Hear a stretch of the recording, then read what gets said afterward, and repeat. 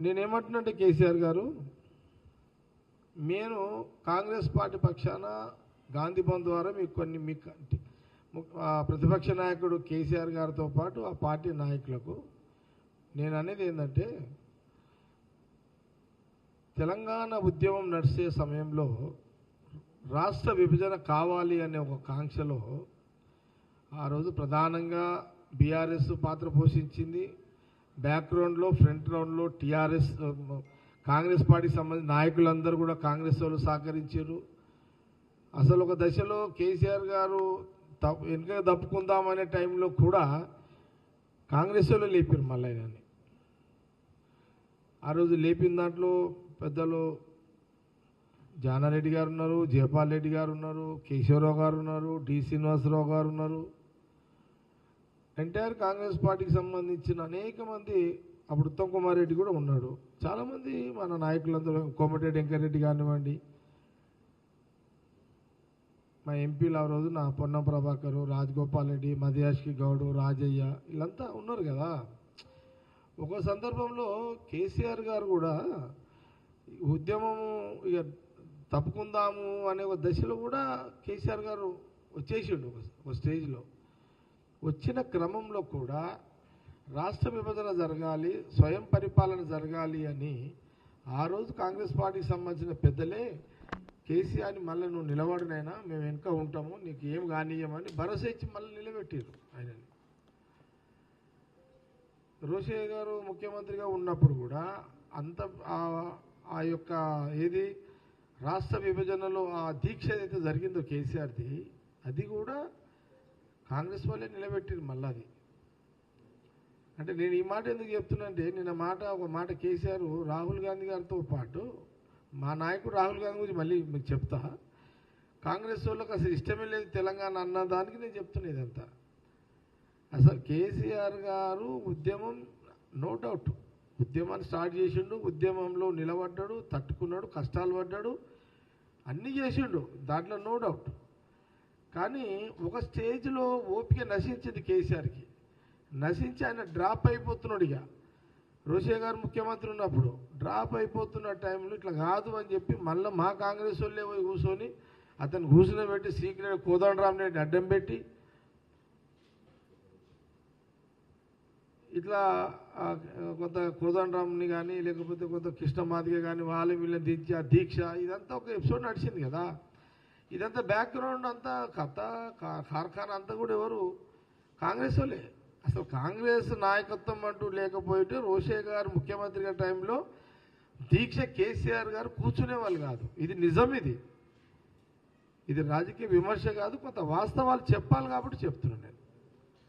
ఆ రోజు దాని బ్యాక్గ్రౌండ్ అంతా మా కాంగ్రెస్ పెద్దలే మొత్తం. మళ్ళీ ఆయన నిలబడ్డాడు, ఆ దీక్ష విరమన్నప్పుడు కూడా చిదంబరం స్టేట్మెంట్లు, ఇదంతా బ్యాక్గ్రౌండ్ ఎట్లా నడిచింది అదే కదా. సరే, అదొకటి. నేను ఇంకో మాట చెప్తున్నా, కేసీఆర్ గారు మీరు రాహుల్ గాంధీ గారి గురించి మీరు తొందరపడి మాట జారీరు. మాట పోతే మాట రాదు కదా. మీ మాటకు మీకే విలువ లేదా? మీరేమన్నారు, అసెంబ్లీ అంటే రాష్ట్ర విభజన తర్వాత మొదటిసారి మీరు ముఖ్యమంత్రి అయిన తర్వాత సోనియా గాంధీ పుణ్యమానే రాష్ట్ర విభజన జరిగిందని మీరే చెప్పారు కదా. అంటే మీ మాటకు మీకే విలువ లేదా? అచ్చా, ఓకే.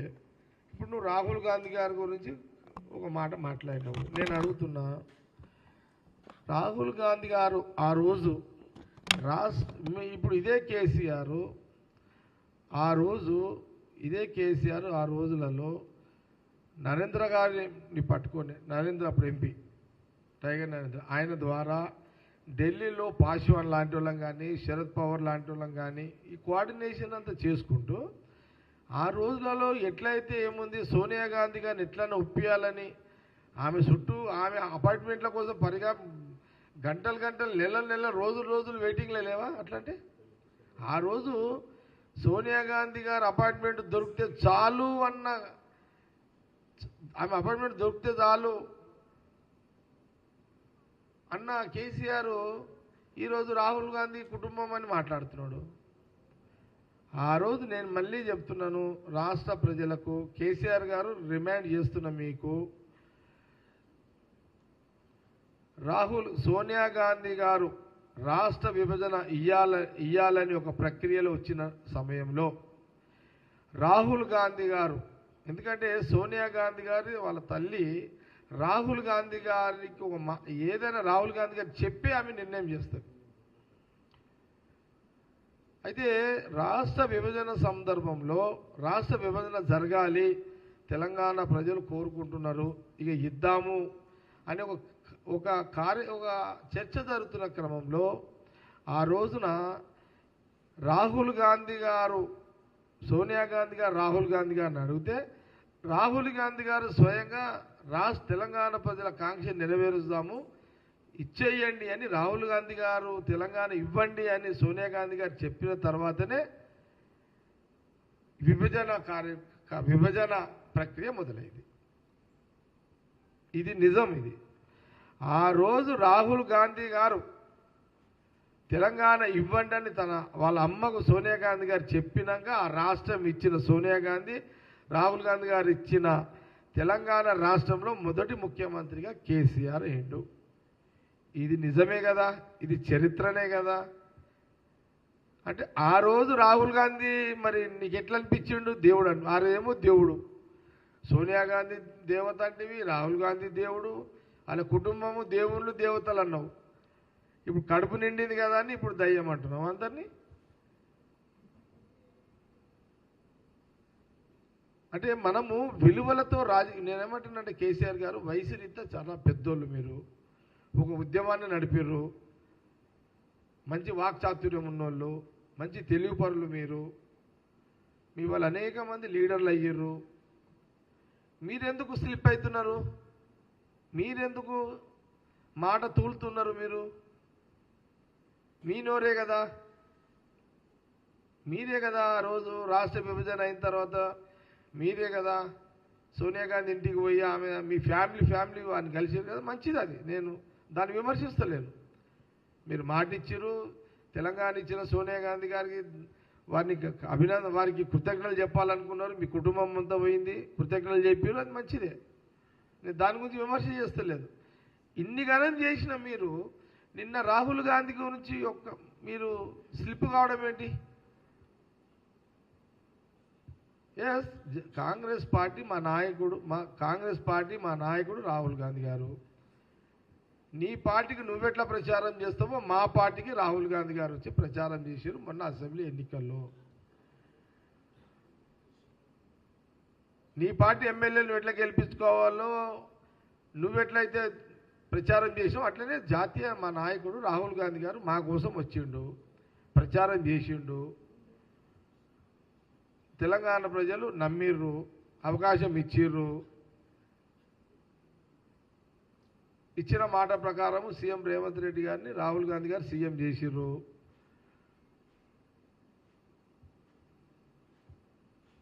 డబ్బులు లేకపోయినా రాష్ట్ర ఖజానా మీరు పుల్లగొట్టినా ఆ ఖజానాన్ని సవరించుకుంటూ పరిపాలన కొనసాగిస్తుండు.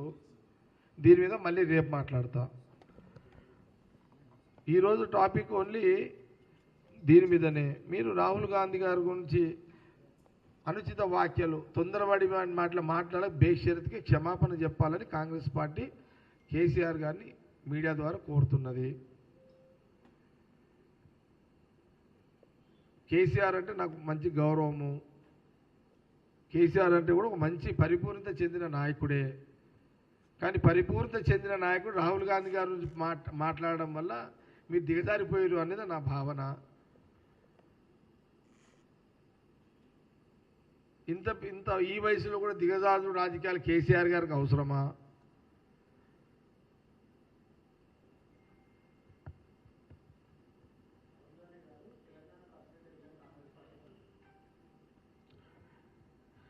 రాహుల్ గాంధీ గారి పట్ల కేసీఆర్ గారు ఎన్ని మాటలు మాట్లాడినా రాహుల్ గాంధీ గారి యొక్క కుటుంబము, రాహుల్ గాంధీ గారి యొక్క కుటుంబము, వాళ్ళ త్యాగాల నిలయము.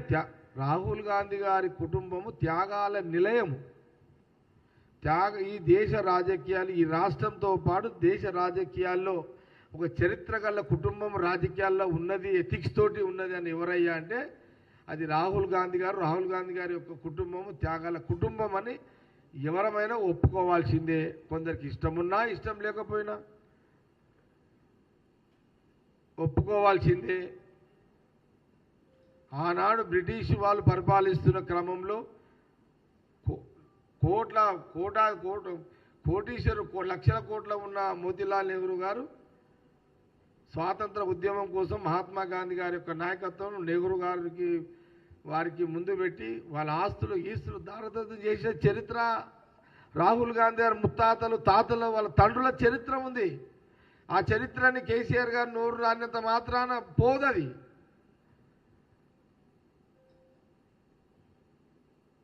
ఎందుకు కేసీఆర్ గారు ఇంత పెద్ద అనుభవజ్ఞుల రాజకీయ నాయకుడిగా మీరు ఎందుకు నోరు జారుతున్నారు? ఎందుకు తొందరపడుతున్నారు? ఎందుకు టెంప్ట్ అవుతున్నారు?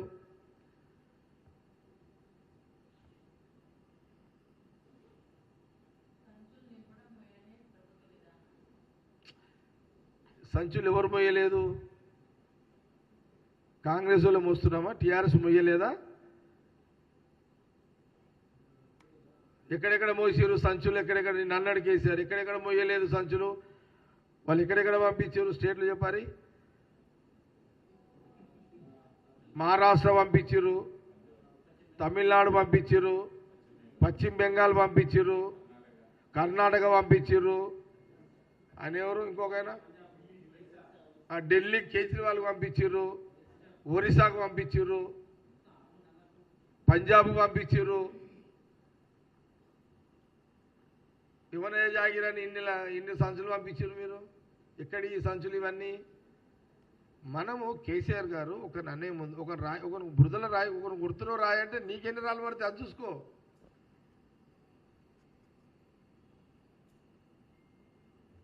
ఆరేడు రాష్ట్రాలకు పంపించినావు సంచుల మీద సంచులు. అన్న మామేమి ఎప్పుడన్నా అదే నడుస్తుంటాయి ఇవన్నీ.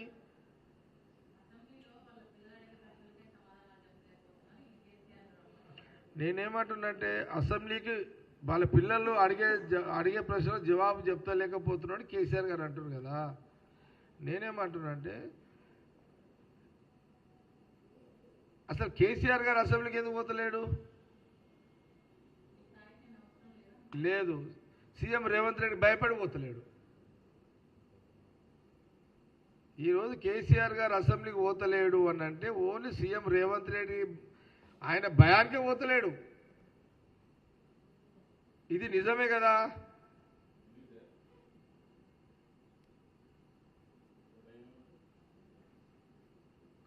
కేసీఆర్ని ఆడగడుగుతాడు అని భయం ఉంటుంది. ఏముంటుంది? కేసీఆర్ గారిని ఏమంటాడు? ఏమైనా కడుగుతాడు కదా, ఈయన కూడా ఊకోడు కదా. ఏమైనా ఇప్పుడు సపోజ్ చెప్తాము,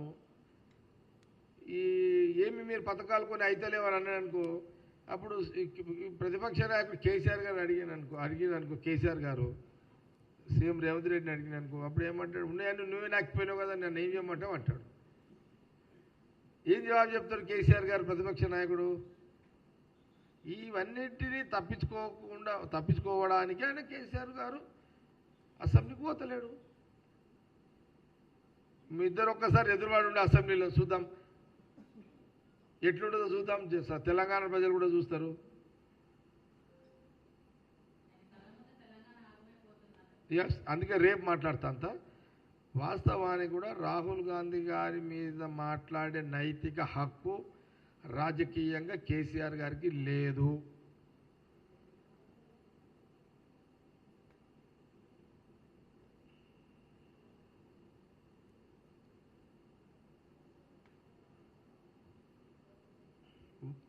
వయసులో పెద్దవాళ్ళు ఆచి చూచి మాట్లాడండి.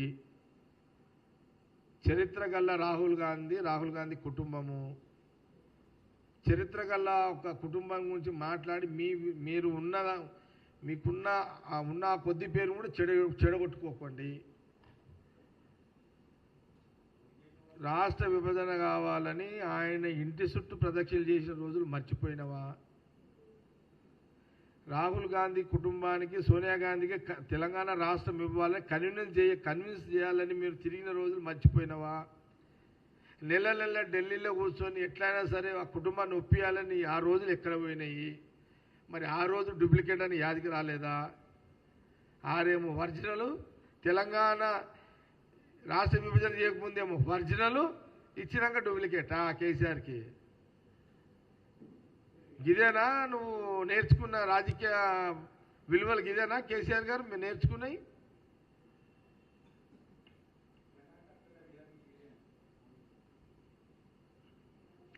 కాంగ్రెస్ విలన్ మేమే, హీరో మేమే, కాంగ్రెసే రాజకీయాలలో ఎప్పుడు, అందులో డౌట్ ఏం లేదు. దాంట్లో ప్రజల కోసం హీరోగా మాట్లాడతాం, ప్రజల కోసము హీరో పాత్ర ఉంటుంది, ప్రతిపక్షాలకు విలన్గా ఉంటాం మేము, అందులో డౌట్ ఏం లేదు. దాంట్లో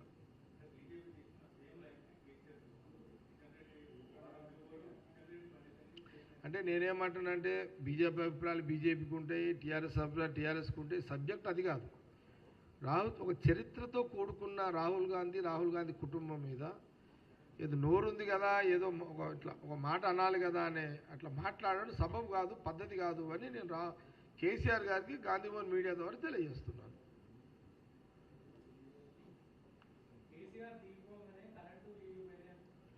రేపు మాట్లాడుతుంది. ఈరోజు టాపిక్ ఓన్లీ రాహుల్ గాంధీ. 100% ప్రజలకు మేము హీరో అంటే అలాంటి పనులు చేసి హీరో అనిపించుకుంటాము. ప్రతిపక్షాలను ఎప్పుడు ఎండగడుతుంటాం కాబట్టి విలన్గా కనబడతాం. అంతే.